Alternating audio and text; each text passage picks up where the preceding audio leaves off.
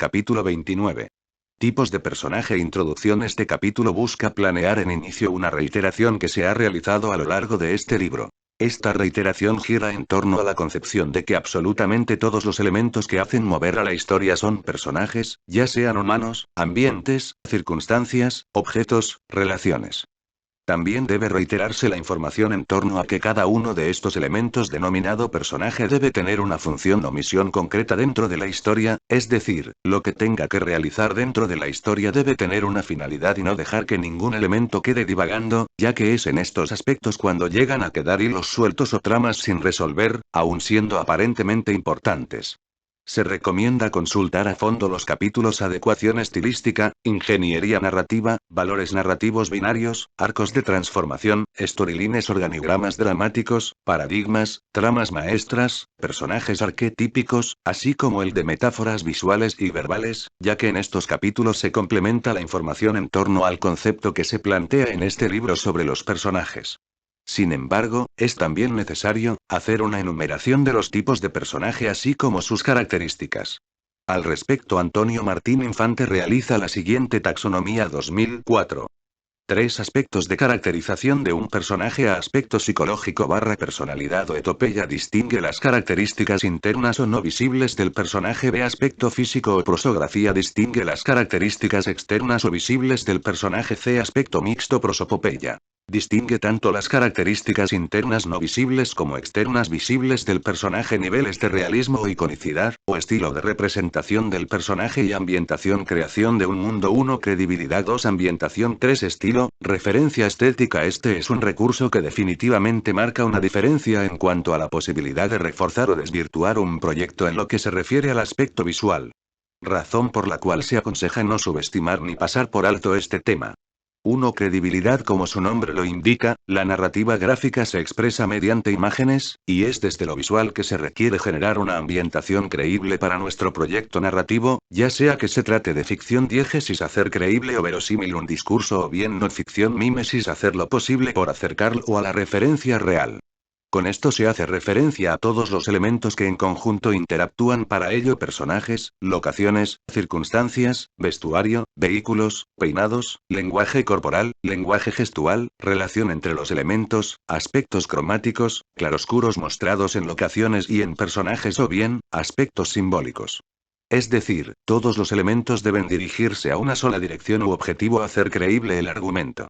Un ejemplo muy burdo: simulemos hacer una fiesta de disfraces, obviamente alguien que no vaya disfrazado, saldrá del tono, del ambiente y desvirtuará del conjunto. Es así cuando algunos de los elementos chocan con nuestro discurso. Y de lo que se trata es de detectarlo y corregirlo. Otro ejemplo, es que un personaje muestre el vestuario impecable, un rostro sin cicatrices, ni despeinado, aún después de haber luchado por varios días con un monstruo. 2. Ambientación. En el aspecto de ambientación interviene el cómo mostramos los elementos que interactuarán en nuestro proyecto. Se reitera que credibilidad, ambientación, estilo y referencia estética están totalmente implicados y no hay líneas divisorias. Entonces la ambientación hace referencia a aspectos cromáticos, a relaciones de claroscuros, tanto funcionales como simbólicos. Sumado a esto es la descripción de los elementos: ¿son bonitos? ¿Son decadentes? ¿Son impecables? ¿Son personajes que visualmente se oponen a nuestro discurso? ¿Es necesario modificarlos o bien, enfatizar alguna característica en particular? Un ejemplo burdo: si queremos representar un argumento en el que los personajes son prisioneros de guerra cautivos desde hace medio año, ¿cómo deben lucir? ¿Impecables? ¿O demacrados, muy delgados, torturados? Otro ejemplo, si queremos mostrar a un personaje que está feliz porque acaba de conseguir un empleo, ¿qué ambiente refuerza esta situación? ¿Un ambiente lluvioso y relampagueante a medianoche o bien un día soleado con mariposas en los árboles? 3. Estilo, referencia estética. Este recurso es el que definitivamente marca una diferencia también en lo que a lo visual se refiere, ya que muestra a qué hacemos referencia, qué citamos, tanto a nivel estético, cultural, social, artístico como histórico. Para trabajar este aspecto, requerimos realizar lo que se denomina documentación de imágenes para enriquecer visualmente nuestro imaginario y con ello poder tomar decisiones del desarrollo de arte o desarrollo de concepto. Niveles de realismo o iconicidad, o estilo de representación del personaje y ambientación. Creación de un mundo. 1. Credibilidad. 2. Ambientación. 3. Estilo, referencia estética. Continuación. En el campo de la narrativa gráfica, este desarrollo de arte está implicado a varios niveles: a lo visual, estilo de dibujo, estilo de trazo, paleta cromática, estilo de claroscuro, proporciones de los elementos. Ejemplo: ¿qué tipo de personajes refuerzan mi proyecto de libro ilustrado de moralejas para un público infantil? ¿Personajes musculosos o más bien personajes furries animalizados o antropomórficos? ¿O bien queda mejor para mi historia de suspenso utilizar solo una tinta de modo contrastante o bien una versión a todo color? ¿Ve lo matérico o lo técnico? Este punto se refiere a los materiales, tanto técnica como soporte, que utilizamos para nuestro proyecto. Ejemplo: ¿en qué técnica se reforzará mejor mi proyecto narrativo si el argumento se basa en hacer una biografía del grabador Posadas? ¿En técnica digital o técnica de grabado? ¿Una novela gráfica sobre ciencia ficción se refuerza en dibujo digital o en dibujo a carboncillo? Es importante que el material o las técnicas que utilicemos remitan también a ambientes, así como los colores. No es lo mismo trabajar una historia sobre recuerdos con una paleta en sepias que trabajar un argumento con un tema futurista en colores fluorescentes. Lo mismo sucede con las técnicas de trazo y dibujo, ya que remiten a géneros temáticos. Por ejemplo, hacer una historia de vaqueros en trazo manga de diferencia con un trazo estilo americano, o bien con un trazo de línea peluda underground. Notamos entonces que cada una genera o evoca un ambiente de dibujo. Se debe tomar en cuenta también al momento de elegir el estilo visual. El homenaje, parodia, referencia, intertexto. Llegados a este punto es donde ya hemos reflexionado qué técnica, qué soporte, qué estilo de dibujo, qué género temático queremos evocar, así como paleta cromática, al menos visualmente, a partir de nuestra intensa documentación de imágenes y referencias de todo tipo, como de cine, de otras historietas, de literatura, incluso de música o hasta poesía. Podemos percibir, al tener una lista extensa de referencias de lo que nos interesa, de trazo, de color, de soportes, de argumento, de tipo de dibujo, de diseño de personajes, que todo ese conjunto es similar a un Frankenstein de referencias. Es como un collage cultural, porque cada uno pertenece a un contexto sociocultural y espacio-temporal distinto. Es donde quizás, si tenemos conciencia y reflexión del proceso, sea posible desarrollar algo novedoso con una mezcla precisa de referencias. Este proceso implica el delimitar y con ello qué elegimos y qué descartamos.